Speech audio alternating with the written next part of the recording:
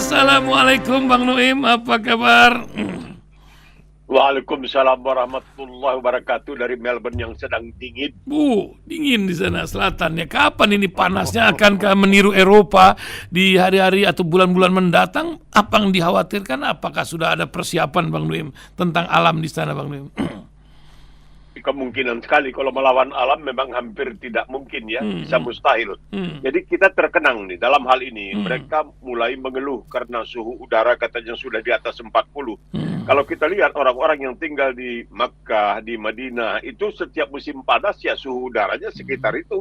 47, 46, jadi mereka sudah terbiasa. Lama-lama barangkali kalau yang lain-lain ini punah dikarenakan oleh kepanasan, tinggal orang Arab saja yang jadi penguasa di dunia ini. Bayangkan, kadrun jadi penguasa di dunia. Alamak, jangan kata orang Medan. Alamak gitu ya. Luar biasa. Ya, juga masalah alam, kesehatan juga menjadi masalah ya.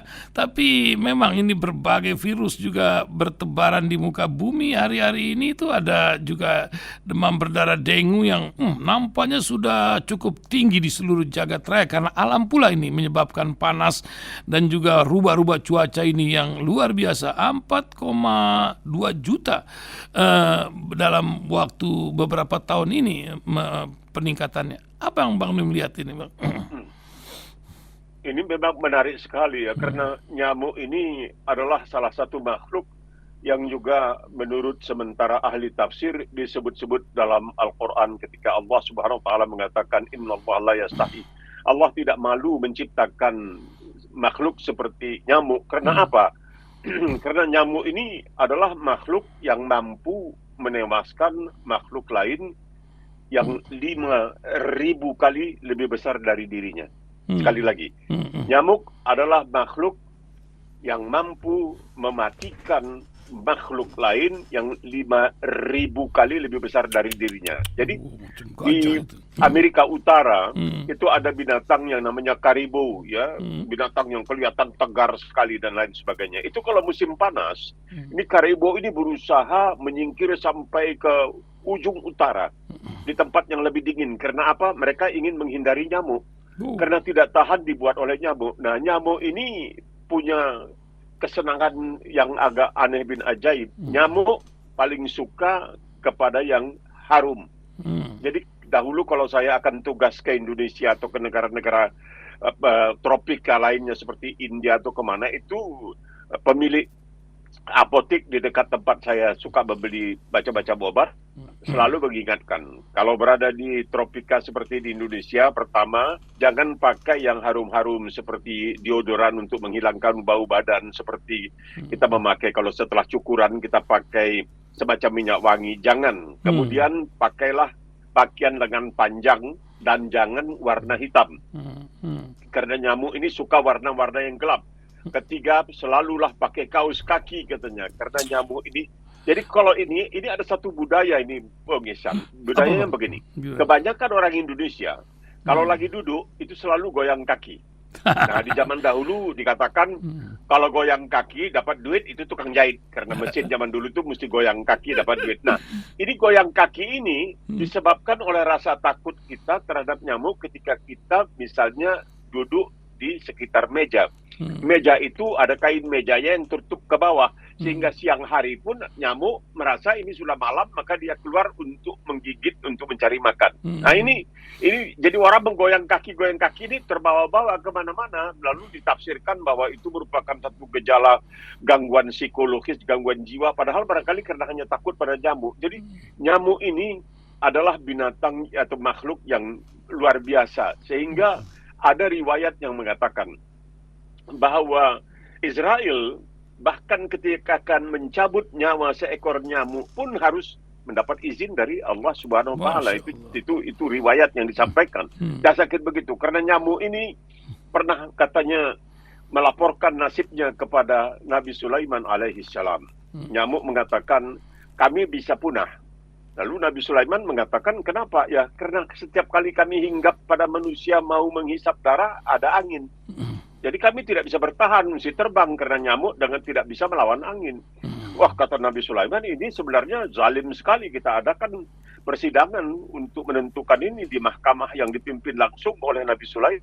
alaihissalam. Nah, dipanggillah nyamuk untuk menyampaikan dakwaannya terhadap angin. Maka nyamuk menyampaikan dakwaannya bahwa mereka terancam punah karena angin selalu mengganggu ketika mereka akan menghisap darah. Padahal tanpa menghisap darah, mereka akan mati. Masya Allah. Memanggil angin untuk bela diri. Ingat angin jadi ingat kanjuruhan gitu. Di bawah angin gitu ya. Tapi mesti ada terdakwa dan pendakwa. Iya. Ya luar biasa memang ini sandiwara dunia ini memang banyak yang lucu-lucu Bang Nuim ini. Ini juga menjadi sebuah sorotan Bang Nuim ketika kesehatan menjadi sebuah perbincangan di dunia di tengah Indonesia yang lagi disorot ini katanya masuk negara gagal karena anggaran kesehatan pendidikannya tuh lebih kecil dibanding bayar bunga hutangnya saja. Tapi bukan itu yang jadi masalah pula. Saya dengar baru-baru ini terbongkar di Republika ada tulisan tentang penjualan ginjal. Kita punya ginjal 2, 1 bisa kita obral kata orang gitu ya. Maka bekerjalah mereka, pergilah ke Kamboja ya.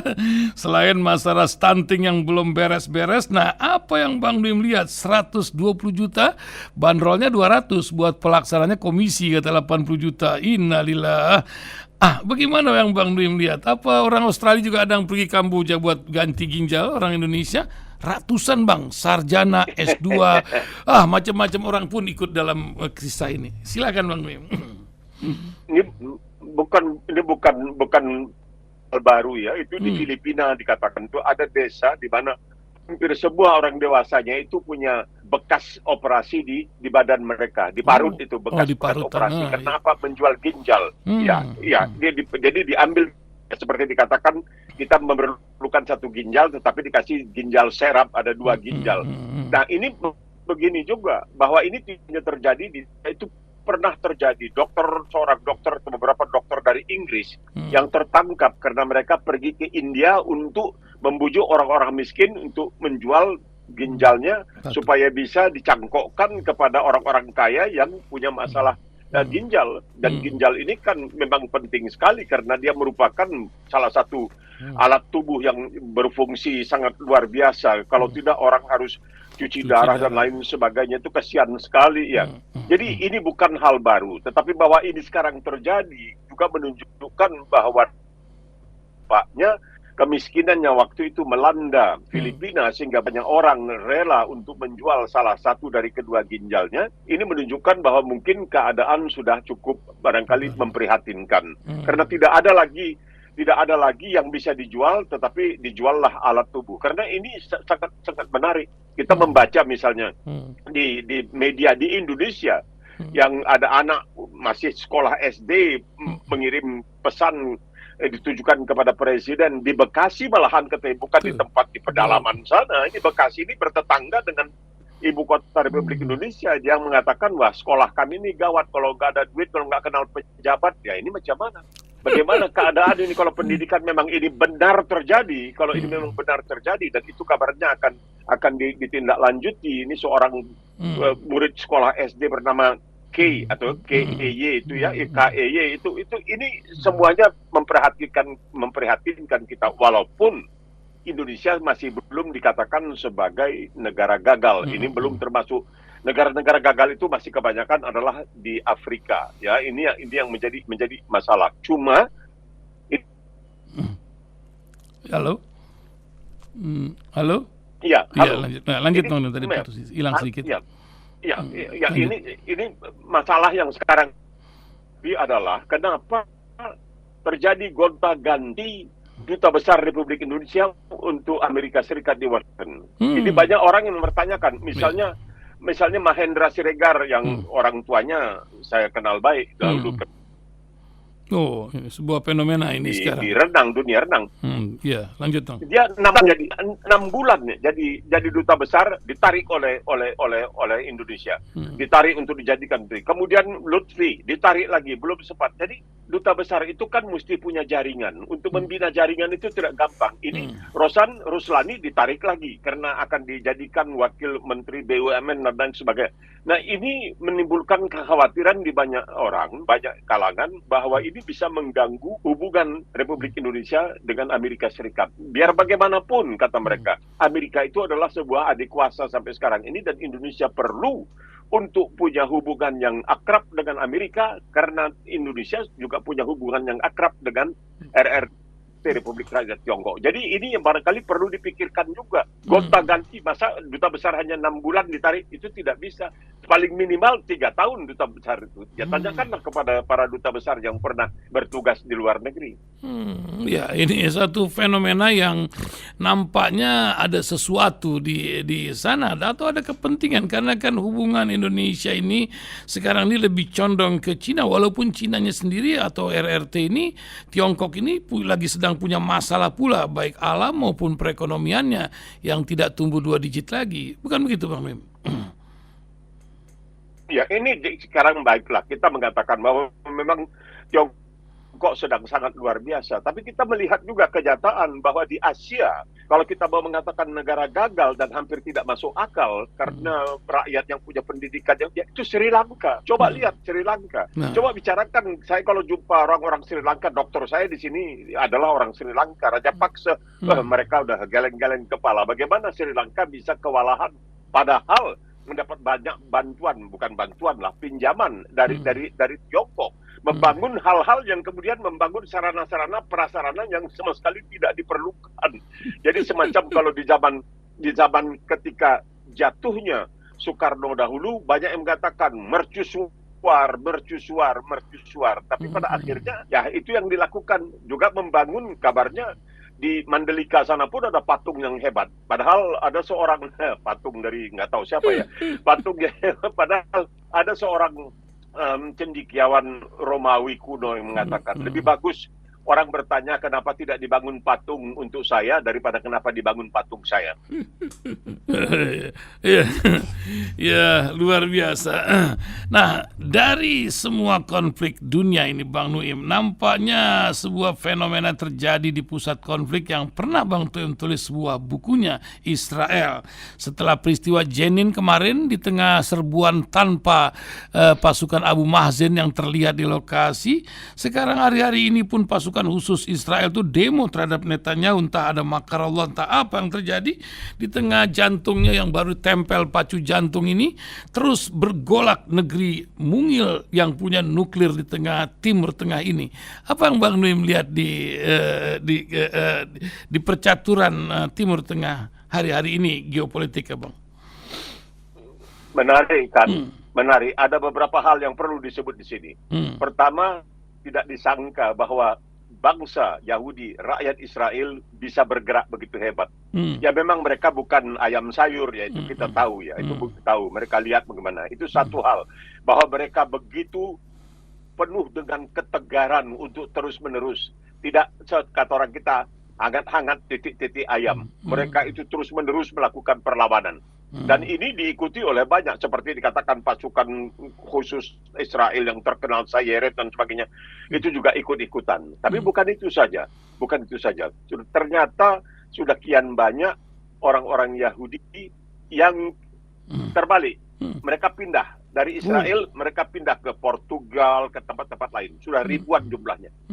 Jadi kalau dahulu Israel itu banyak orang-orang Yahudi dari Eropa yang datang untuk bermukim di Israel, sekarang ternyata banyak juga yang pindah. Itu satu hal. Ini yang juga sangat barangkali merisaukan orang-orang seperti Benyamin Netanyahu. Kedua, ini di tengah-tengah keributan soal keadilan, soal hukum, ketika pemerintah Netanyahu yang harus berkoalisi dengan garis kanan ingin seperti mereka itu ingin mengebiri kekuatan hukum yang ada di negara itu. Jadi kalau dikatakan dahulu eksekutif, yudikatif, legislatif, yudikatifnya mau dikebiri, di tengah-tengah semua ini ternyata rupanya sedang disiapkan juga rancangan undang-undang di Israel untuk lebih mengkelas duakan perempuan. Karena ini sesuai dengan tuntutan terutama kalangan-kalangan agama Ortodoks. di Israel. Mereka minta supaya karena di Israel itu sudah ada kabarnya bus yang khusus untuk perempuan. Jadi bukan untuk laki-laki dan sebagainya. Dan kalau kita lihat di sini juga memang ada kecenderungan bahwa keperkasaan laki itu lebih diutamakan daripada perempuan. Walaupun Israel itu pernah punya seorang perdana menteri yang perempuan yang Golda Meir yang sangat luar biasa, itu garaknya sangat luar biasa, pengisnya.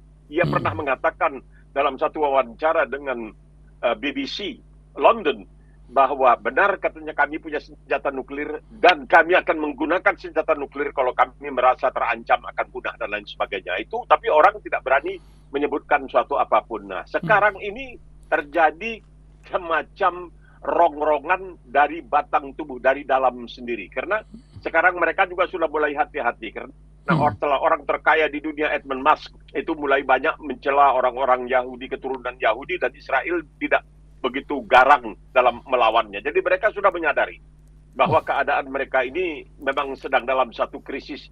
Jadi bukan karena musuh mereka dalam tanda ini yaitu Palestina atau orang-orang yang cinta keadilan, orang-orang yang anti kezaliman, tetapi dari bangsa mereka sendiri. Nah, ini yang terjadi dari dalam. Ya, dari dalam sendiri. Bahkan orang-orang Yahudi di mana di Rusia pun, di Moskow dan berbagai tempat sudah pada mabur karena sedemikian masifnya konflik yang ada, sehingga Putin menjuju atau melihat ini sebuah masalah pula. Bagaimana Bang Lim kalau kita nyebrang sebentar ke konflik yang terjadi di Rusia Ukraina hari-hari ini, karena ini lagi-lagi menyebabkan produk dunia makanan ini menjadi masalah di Ukraina baru-baru ini. Bom bertubi-tubi dikirim dari Moskwa ke berbagai tempat, Odessa dan lain-lain. Gimana Bang Lim lihat masalah ini? Ini kan bahwa manusia itu kan Al-Quran mengatakan kana nasu ummatan wahidatan. Manusia adalah umat yang satu, tapi kita tidak mau bersatu. Kita mau pecah belah. Apa yang terjadi di Ukraina dan di Rusia itu punya dampak bukan hanya terhadap Ukraina dan Rusia. Memalukan bagi Rusia karena tidak mampu untuk menaklukkan Ukraina, babak belur Ukraina. Sehingga kita tidak bisa membayangkan nanti untuk membangun Ukraina kembali itu diperlukan berapa banyak uang. Padahal ketika misalnya Beirut di Timur Tengah hancur, itu Saudi mengeluarkan sampai miliaran dolar untuk membangun kembali. Nah, ini bukan itu saja, tetapi makanan. Sekarang dalam keadaan panik, dalam keadaan barangkali terpojok karena adanya tentangan dari dalam, Putin mengatakan tidak lagi memberikan izin kepada kapal-kapal yang akan mengangkut bahan makanan dari Ukraina ke Afrika, bahkan ke Cina. Ini juga ke Cina dan lain sebagainya. Ini akan dianggap sebagai kapal musuh dan lain sebagainya. Menunjukkan bahwa kita sebagai manusia, Al-Quran itu sudah mengatakan dalam surat Al-Baqarah 213, kana nasu ummatan wahidat. Ini sudah kan, manusia adalah umat yang satu yang harusnya saling bahu-membahu, bukan saling berperang. Percayalah, apapun yang dikatakan oleh mereka yang mengatakan orang Islam itu kadrun dan lain sebagainya karena berpegang kepada Al-Quran, itu Al-Quran sudah mengatakan kana nasu ummatan wahidatan. Itu sudah tidak bisa dipungkiri. Ini ternyata dilihatnya Allah SWT lihat ini apa yang terjadi di Ukraina, di Eropa sana, tapi kok dampaknya bisa ke Afrika, nanti bisa juga ke Oceania dan lain sebagainya. Ini dia. Jadi bukan hanya, dan itu satu. Kedua, kejadian di Ukraina itu menunjukkan kemunafikan dunia, kemunafikan umat manusia. Kenapa mereka membisu 1000 bahasa ketika melihat bangsa Palestina dizalimi, tanahnya diambil, rumah-rumahnya dibongkar, diruntuhkan, dirontokkan, orang-orangnya ditembaki, anak-anaknya dibunuhi, kemudian alat-alat tubuhnya dipanen istilahnya dan lain sebagainya. Kenapa manusia membisu 1000 bahasa? Ya karena mereka merasa bersalah kepada orang Yahudi, karena mereka telah pernah melakukan kebejatan, kebengisan, kezaliman sangat luar biasa terhadap umat Yahudi ketika mereka berkuasa. Sehingga ya itu dikatakan bahwa orang-orang Yahudi di zaman itu hidupnya lebih aman lebih tentram, lebih nikmat di bawah pemerintahan Islam di Andalus misalnya, di bawah pemerintahan Khilafah Utsmaniyah. Ketika Khilafah Utsmaniyah selama 700 tahun berkuasa, ketika salah seorang sultannya mengatakan, saya menghendaki semua rakyat saya supaya muslim. Alim ulama mengatakan, tidak bisa tuanku, kenapa? Tidak ada paksaan di dalam agama Islam. Bukan itu saja, kita ini orang muslim juga dilarang untuk menjelek-jelekkan agama orang lain. Jadi kita tidak akan menyebutkan, kamu bukan muslim, kami tidak akan mengatakan kamu bebek, ini tidak. Walatai asuna min rauhin, ya itu apa? Tidak boleh kita menjelek-jelekkan orang lain dalam Islam itu. Sebab manusia itu kita anggap walaqad karramna bani Adam, telah dimuliakan anak Adam. Itu ajaran kadrun.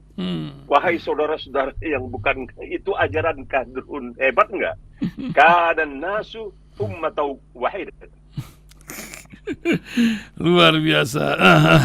Kita memang tidak boleh menghina agama lain, Bang Nuim, tapi apa yang terjadi di Swedia akhir-akhir ini sampai Iran mengatakan ini sebuah medan perang baru di dunia Islam. Saya tidak tahu kalau di Australia mungkin tidak akan demikian ya. Hukum atau persaudaraan antara umat beragama. Apa yang menyebabkan Swedia itu sampai sedemikian sekuler, tak memberi ruang sedikit pun buang penghargaan terhadap kitab suci, Bang Nuim? Bagaimana, Bang Nuim? Ya itu dia, mereka kebablasan dalam apa yang disebutkan sebagai kebebasan. Dan kita selalu, jadi ditunjukkan, kamu bakarlah. Berapa banyak Quran yang kamu bakar? Silakan. 10.000 dari karena itu. begitu banyak hafiz, begitu banyak orang-orang yang hafal Al-Quran itu. Kalau tidak percaya, tiap bulan puasa, datanglah ke masjid di Australia ini. Bagaimana para imam itu mulai dari awal sampai akhir 114 ayat, 30 juz itu di luar kepala. Jadi tidak menjadi persoalan. Ini tidak dipikirkan orang. Kehebatan Al-Quran itu di situ. Bagaimana orang bisa, sekarang sudah mulai di Amerika sudah mulai banyak yang mulai menghafal Bible, perjanjian baru, tapi masih jumlahnya masih bisa dihitung lah dengan jari di tangan. Tapi kalau Al-Quran itu, ini menunjukkan kamu bakar, itu terserah, itu urusan kamu. Itu bukan urusan kita. Nanti kamu akan mempertanggungjawabkan. Karena Al-Quran itu, karena Islam itu luar biasa gentleman-nya. Allah mengatakan, la yukallifullahu nafsan illa wus'aha laha ma kasabat wa 'alaiha ma kasabat. Kalau kamu bikin baik, kamu dapat pahalanya. Kalau kamu bikin jahat, kamu akan menanggung hukumannya. Tidak bisa kejahatan saya ditimpakan kepada orang lain. Tidak boleh. Dalam Islam itu tangan menyencang, bahu memikul. Itu istilahnya. Kamu bikin dosa, kamu tanggung. Kamu bikin dosa, kamu yang tanggung. Saya bikin pahala, saya yang mendapatkan kenikmatan dari pahala itu. Jadi inilah yang harus barangkali dipikirkan oleh manusia sekarang ini. Jangan semena-mena melakukan segalanya, ya, sesuai. Karena Al-Quran sudah betul-betul ini bukan kampanye, karena kita bicara melalui radio silaturahim dan lain sebagainya. Hanya menyampaikan dan tidak mau menjelekkan agama lain. Tidak boleh. Tidak boleh. Kita tidak boleh menjelekkan agama orang lain, karena kita sudah, seperti dikatakan oleh sejarawan Inggris John Mann dalam bukunya tentang Salahuddin Al-Ayyubi, Saladin. Umat Islam itu begitu toleran karena mereka punya ilmu yang luar biasa, ilmu pengetahuan, bukan hanya ilmu agama, tapi ilmu pengetahuan yang luar biasa, dan mereka punya percaya diri yang luar biasa.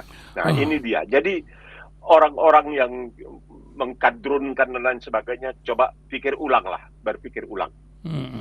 Itu dia yang mesti diingat. Bang Nuim, ini tanggal 6 di Jakarta, 6 Muharram 1445 Hijriah. Banyak orang melihat 1 sampai 10 Muharram ini sebuah peristiwa banyak terjadi di zaman-zaman bahla ini. Dan apa yang Bang Nuim ingin ingatkan ini menjelang 10 Muharram yang banyak menjadi hari yang ditunggu-tunggu dengan berbagai sunnah dan kegiatan-kegiatan. Silakan Bang Nuim. Ini kita mengetahui, ada yang mengatakan, hijrah itu adalah pelarian. Tidak mungkin seorang rasul melarikan diri. Hijrah itu adalah perpindahan dari yang jahat ke yang baik. Ini menunjukkan juga universalitas Islam lil alamin, bukan hanya di Mekah tapi lil alamin. Nah, ini seluruhnya di Madinah bisa. Nah, yang menarik ketika Rasulullah Shallallahu Alaihi Wasallam dengan Abu Bakar Siddiq radhiyallahu an sampai ini hijrah ya, ini permulaan awal kalender awal penanggalan Islam sampai di Madinah, itu sambutan yang diberikan oleh masyarakat di Madinah itu seperti menyambut suatu pesta pernikahan dan suatu pesta kelahiran kembali, rejuvenation, kembali. Itu disambut dengan sedemikian rupa dan lain sebagainya. Menariknya adalah ketika Rasulullah berusia 6 tahun dan ibundanya Aminah dalam keadaan sakit, dia memeluk, mengisyaratkan kepada putranya supaya datang, dan sambil ini di Madinah. Jadi Rasulullah itu ayahnya dikebumikan di Madinah, ibunya juga dikebumikan, dimakamkan di Madinah. Melihat apa yang disebutkan kedua belah mata beliau yang bulat dan hitam. Lalu Aminah mengatakan kepada putranya itu pada usia 6 tahun, Ya Muhammadu kun rajula. Wahai Muhammad, ubahlah dunia ini. Ubahlah dunia ini. Itu pada usia 6 tahun. Bayangkan diberikan beban seperti itu. Dan ketika Rasulullah sampai di Madinah, salah satu ayat pertama yang turun kepada Rasulullah dari Allah Subhanahu wa taala melalui Jibril alaihissalam adalah Innallaha la yughayyiru ma biqaumi hatta yughayyiru ma bi anfusihim. Allah tidak akan mengubah nasib sesuatu bangsa, suatu kaum, kecuali bangsa itu mengubah. Maka dikatakan oleh banyak orang, termasuk seorang non-Muslim dari Inggris bernama John Hopkins Denison, dalam bukunya mengenai peradaban dunia. Peradaban dunia yang dibina selama 4.000 tahun hampir hancur luluh dikarenakan kezaliman-kezaliman seperti yang dilakukan oleh kaum jahiliyah di Mekah itu. Jadi di seluruh dunia pada waktu itu terselamatkan oleh datangnya tamadun atau peradaban atau civilization dalam bahasa Inggrisnya dari Islam. Dan oleh orang seperti Karen Armstrong, mantan biarawati yang menulis buku tentang Islam sebuah sejarah singkat, dia katakan dalam 1000 inilah agama yang luar biasa di dalam waktu 1500 tahun ini. Inilah Islam ini. Jadi kenapa? Ya karena itulah innallaha la yughayyiru ma biqaumi hatta yughayyiru ma. Jadi kita mesti mengubah diri sendiri, bukan hanya mengandalkan dogma-dogma fikih, tidak, harus berusaha untuk diri sendiri mengubah. Dan perubahan dilakukan. Dalam 23 tahun tidak masuk di akal, kata sejarawan Prancis. Nggak punya gaji, nggak punya bala tentara yang mapan. Kok bisa melakukan perubahan, melakukan terobosan-terobosan yang tidak ada tolok bandingnya, sehingga seorang seperti Gary Miller, profesor dalam bidang matematika dan logika dari Kanada, yang mengatakan saya akan kumpulkan ayat-ayat palsu dalam Al-Quran supaya umat Islam nanti bisa terbuka mata hatinya dan meninggalkan agama tersebut dan masuk ke agama saya, katanya, karena dia orang Kristen. Setelah dia pelajari Al-Quran, malahan dia yang masuk Islam. Jadi dia membuat suatu apa yang disebutkan falsification test, suatu ujian kepalsuan. Coba lihat apakah ada, enggak. Ternyata ayat-ayatnya yang ada itu tidak ada yang palsu satupun atau tidak bisa dibuktikan kepalsuannya. Dan itulah akhirnya pesan kita seperti yang dikatakan dalam surat Yusuf. Wala tai'asu min rauhillah. Jangan putus asa dari bantuan, dari pertolongan, dari rahmat Allah Subhanahu wa taala. Itulah pesan kita. Masya Allah, luar biasa dari pesan tahun baru ini. Luar biasa, Bang Nuim tahun ini menginjak 80 berapa Bang? 84, 85 Bang Nuim. 85 insya Allah. Banyak 85 tahun masih. Insya Allah 85. Apa sedikit lah Bang Nuim kasih clue ini, karena banyak orang yang ingin menjaga kesehatan tapi salah urus. Indonesia ini kan lagi problem obesitas, kegemukan Bang Nuim. Ini jadi masalah nasional. Apa yang Bang Nuim ingatkan ini buat pendengar kita nih sebagai penutup menjadi pegangan hidup dalam hidup ini sehingga bisa selalu sehat jiwa, raga, fisik di usia 85 tahun juga ini. Silakan Bang Nuim. Insya Allah. Jadi pada suatu persidangan Rasulullah itu pernah mendengar salah seorang yang hadir sendawa keras-keras. Oh. Itu Rasulullah mengingatkan. Itulah di antara lain riwayat-riwayat yang mengatakan, kata Rasulullah, makan sebelum lapar, berhenti sebelum kenyang, makan sepertiga makanan, sepertiga minuman, sepertiga udara. Itu yang penting di dalam Islam. Sudah. Dan makanlah halalan thayyiban, yang halal dan yang berkhasiat. Jadi kalau saya selalu diibaratkan orang-orang seperti katanya macam kambing atau kelinci, suka sekali makan sayur mayur, senang sekali makan buah-buahan. Pagi ini saja sarapan itu pisang, kemudian 2 jeruk, kemudian 1 apel dan sedikit kurma dan dimakan. Dan jangan lupa gerak badan. Dan jangan lupa dalam setiap kesempatan untuk kalau bisa berpuasa, karena sekarang dikatakan bukan dari segi Islam tapi dari segi pandangan ilmu pengetahuan non-Islami, kata orang itu 5-2, makan 5 hari, puasa 2 hari. Ya, kita kan dianjurkan puasa Senin, Kamis dan lain sebagainya. Itu penting, tidak berlebihan, tidak boleh wala ta'tadun. Dalam segalanya kita tidak boleh berlebihan, tapi berpada-pada, dan jangan lupa gerak badan, apalagi yang sudah berusia agak lanjut, otot-otot kita itu perlu dilatih terus-terusan. Itu penting ya, Masya Allah. Terima kasih Bang Nuim pagi ini telah menemani 30 menit yang penuh berkah. Mudah-mudahan selalu sehat dan selalu bermanfaat buat banyak orang, Bang Nuim, insya Allah. Assalamualaikum warahmatullahi wabarakatuh. Terima kasih Bang Nuim. Waalaikumsalam warahmatullahi wabarakatuh. Terima kasih kembali.